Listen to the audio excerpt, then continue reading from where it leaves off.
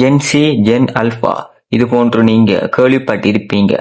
ஆனால் எதன் அடிப்படையில் இதை வகைப்படுத்துகிறார்கள் என்று தெரியுமா?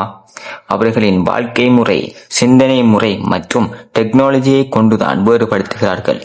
இப்பொழுது நாம ஒவ்வொரு ஜெனரேஷன் பற்றியும் பார்ப்போம். Number 1, silent generation.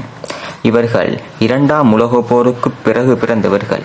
அதாவது 1928 தொடக்கம் 1945 காலப்பகுதியில் பிறந்தவர்கள்.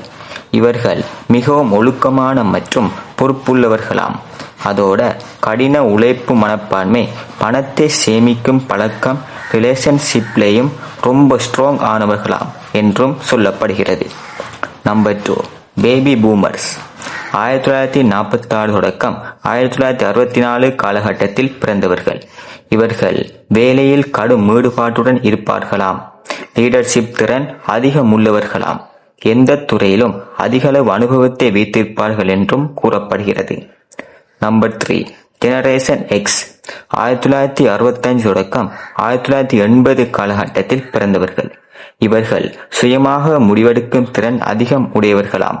வேலை மற்றும் வாழ்க்கை இரண்டிலும் பேலன்ஸாக இருப்பார்களாம் மற்றும் பிராக்டிக்கல் திங்கிங் அதிகம் உள்ளவர்கள் என்றும் கூறப்படுகிறது.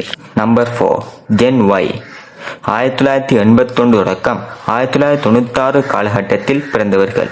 இவர்கள் கிரியேட்டிவிட்டி மற்றும் இன்னோவேஷனில் அதிக ஆர்வம் உள்ளவர்களாம். குளோபல் திங்கிங் மைண்ட்செட் கொண்டவர்களாம். டீம் ஒர்க்கில் அதிக ஈடுபாடு கொண்டவர்களாம் என்றும் கூறப்படுகிறது. Number 5, gen Z. 1997 தொடக்கம் 2012 காலகட்டத்தில் பிறந்தவர்கள். இவர்கள் டெக்கில் மிகவும் ஆர்வம் உள்ளவர்கள். சோசியல் மீடியா மற்றும் டிஜிட்டல் ஸ்கில்ஸில் மிகவும் ஆர்வம் உள்ளவர்கள். கிரியேட்டிவ் கண்டென்ட் கிரியேட்டர்ஸ் என்றும் சொல்லப்படுகிறது. அது மட்டுமல்ல, இவர்கள் குயிக் லேர்னர்ஸ் என்றும் கூறப்படுகிறது. Number 5, generation alpha.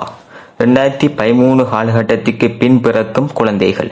இவர்கள் ஜென்சியையும் விட மிகவும் ஃபாஸ்ட் லேர்னர்ஸ் என்றும் கூறப்படுகிறது. ஹைலி இனோவேட்டிவ் பொட்டன்சியல் உள்ளவர்கள் என்றும் சொல்லப்படுகிறது. இதில் நீங்க எந்த ஜெனரேஷன் என்று கமெண்டில் சொல்லி மேலே சொன்ன பண்புகள் இருக்கின்றதா என்றும் சொல்லிட்டு போங்க. இந்த வீடியோ பிடிச்சிருந்தா நம்ம சேனலை சப்ஸ்கிரைப் பண்ணி உங்க ஃப்ரெண்ட்ஸுக்கும் ஷேர் பண்ணுங்க.